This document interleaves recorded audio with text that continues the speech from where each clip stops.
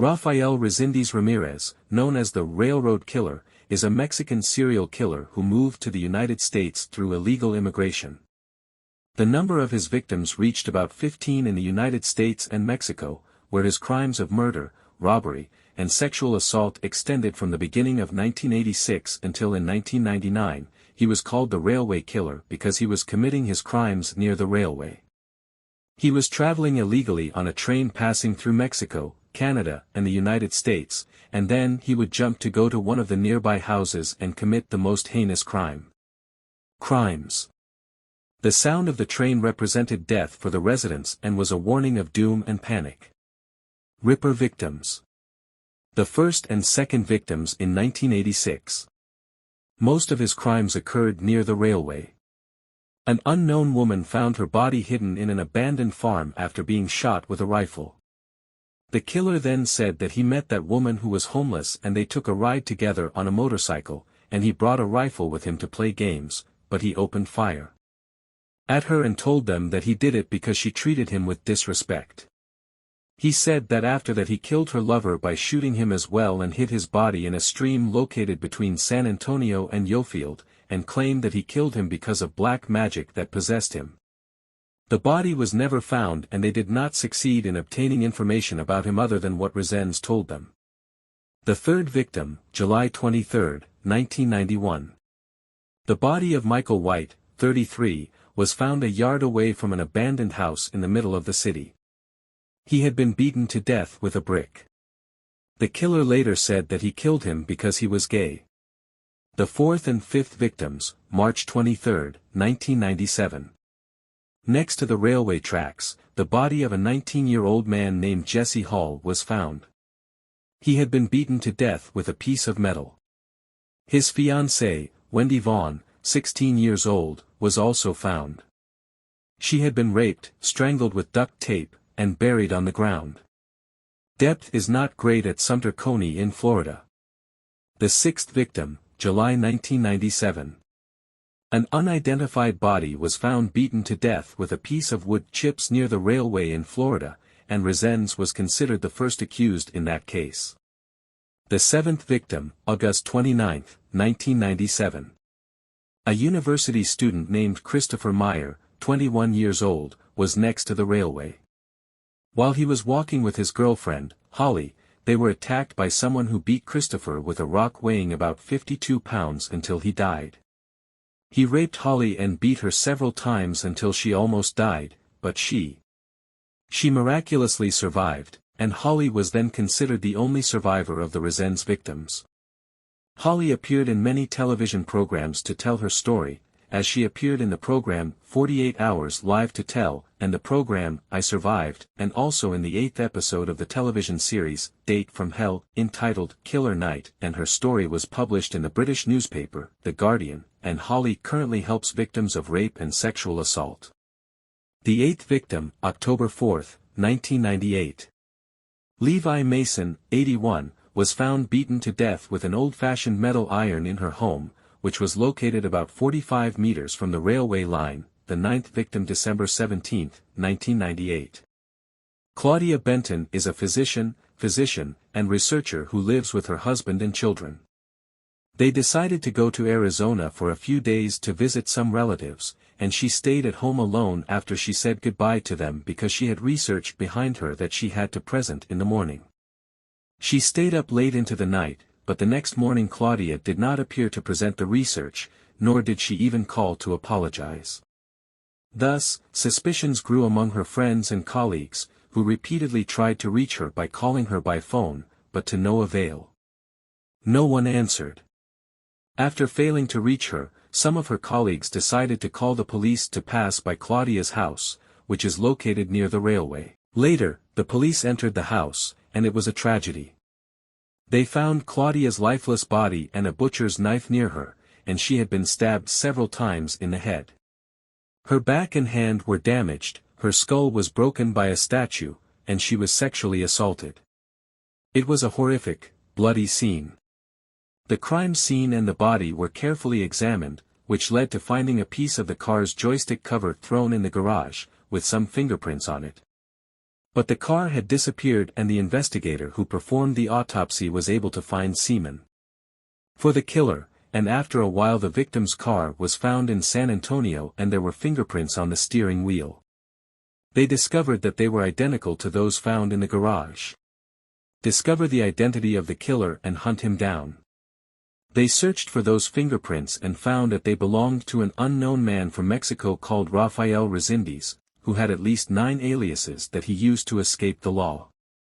Officer Ken Macha of West University Police was able to compile a timeline of the criminal's activities from all the information in his file, as he had photos and old ID cards.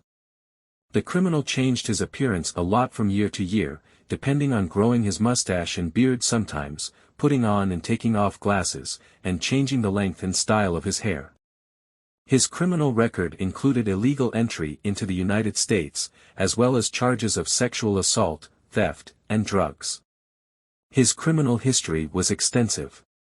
He was deported from the United States, then returned again and was charged with immigration issues. He was deported and returned again. The police printed photos of him.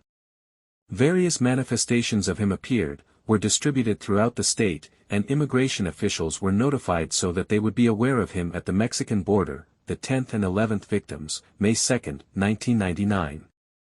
Norman Cernick, 46 years old, and Karen Cernick, 47 years old, were 2 active and very popular priests. On May 2, 1999, many of the city's residents went to the week's Mass in the church. The Mass began at 7:30, and everyone gathered, but Priest Cernick was late. It was very unusual, and because of that, one of the worshippers decided to enter his house, which was located in the same building near the railway, and discovered that the door was not locked. When he entered, he was astonished by the horror of the sight.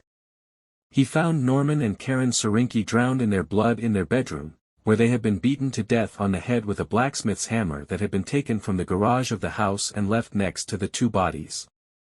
When the police arrived and examined the bodies, found that Karen had been sexually assaulted, and thus they were able to obtain the killer's semen and compare it with the fluid taken from the Claudia Benton crime scene, and the result was that they were identical, that is, the fluid belonged to residences, in addition to finding Cernick's car after 3 weeks after the crime occurred, and there were fingerprints belonging to him as well. Panic spreads among the population and an attempt is made to arrest the serial killer. The police intensified their search. The police not only distributed photos revealing the identity of the criminal, but also offered a sum of $50,000 in exchange for any information leading to the arrest of the lurking killer. Police patrols were activated to monitor the railway in the hope of finding and arresting the accused. Panic spread in the city, and residents began sleeping in one room next to each other until they had a greater sense of security. There were those who moved from their homes located near the railway, and those who bought weapons for self-defense, and began to take more security precautions, such as installing alarms, and closing all doors and windows in the hope that this nightmare will end. The 12th victim, June 3, 1999, Naomi Dominguez, a 26-year-old teacher, was found beaten to death with a tool called a pick or axe in her house, which is located near the railway. The 13th victim, June 4, 1999. Josephine Conca, an elderly woman who lives alone and is 73 years old. Her daughter came to visit her to feed the animals, and when she entered the bedroom, she found her poor mother murdered and hit in the head with a tool like the one used to kill Naomi. She went out screaming to her husband and saying, "I killed my mother," and when the police came and examined the crime scene, they confirmed that the killer had spent some time in the house, prepared food for himself, ate a few pieces of fruit, and toasted some bread. What kind of person is this? The police were able to obtain fingerprints from the freezer next to the window from which he entered, and when they were examined, they found that they again belonged to Reséndiz. The 14th and 15th victims, June 25, 1999. George Morel, 80 years old, and Caroline Frederick, 52 years old, were shot with a rifle in their mobile home, which was located 90 meters from the railway. As usual, the victim's car was not found until later, and when the police found the car, they found Resendiz's fingerprints, which led to the death of the victim. In the end, Resendez was considered the main accused in all these cases. After examining the crime trail and examining the pattern of Resendez's movements, investigators confirmed that he was riding the train eastward along the San Antonio line to Houston, but returning with the cars he was stealing from his victims. In June, 100 policemen searched eastward in train cars as they stopped at a transfer station. Dogs sniffed out those hidden on the trains while planes flew overhead to watch. They found many immigrants, but the serial killer was not among them. Police informants were placed to monitor the trains in the morning and evening, but the results were disappointing, as the killer succeeded in committing another crime, the murder of both George and Caroline. Ironically, the police discovered that Resendez had been detained for a short period by the Border Police Patrol during one time he crossed the border illegally, but at that time the Immigration Department was not connected to the investigations database, so when his fingerprints were entered into the verification system, he was not identified and the immigration officials did not notice that he was wanted. Since then, 3 people have been killed. The police intensified their investigations and monitoring of trains and borders, and the amount of the reward was increased to $125,000. They also placed Resendez on the Federal Bureau of Investigation's list of the most wanted persons, along with the most dangerous criminals in the world. News coverage of the killer's crimes was circulated and intensified by news bulletins. These procedures turned the issue into an issue of public opinion. News began coming from far and wide to provide the police with information, which ultimately led investigators to reach Resendez's place of residence and contact his family, where it became clear that he had a wife, a child, and a half-sister. By going to the town where his wife was, meeting her at home, and interrogating her, the investigators learned that Resendez returned to her frequently. The wife said that he would come to her from time to time and then disappear, sometimes for 2 weeks. She admitted that he usually traveled to the United States, but she did not believe that he had committed crimes. A search of the house found pieces of jewelry that the wife said she had gotten from her husband. When the police showed pictures of the jewelry to the families of the victims in America, many of them recognized them and said that they belonged to their murdered loved ones. This provided conclusive evidence that Resendez was the first and only accused in these murders. The police were able to contact Resendez's half-sister, but she told them that she is not in regular contact with her brother and her relationship with him is not strong, but with the intensification of communications with her, the police succeeded in convincing her that it was in their interest, and Resendez's interest for him to surrender himself because in the end he would be arrested or liquidated. Physically, his sister was afraid that he would commit more crimes, and she was afraid even for herself, and she actually succeeded in convincing him to surrender himself and that it was better for him. After several calls, his sister informed the police that she had succeeded in convincing him and that he had declared his desire to surrender himself, and he did so on the 13th. July 1999. Resendez was finally arrested. During his trial, Resendez did not show any signs of remorse for what he had done. Rather, he was claiming that he was not human and that he was half an angel, and that they would not be able to execute him because he could not die, as he would return to life only 3 days after his execution.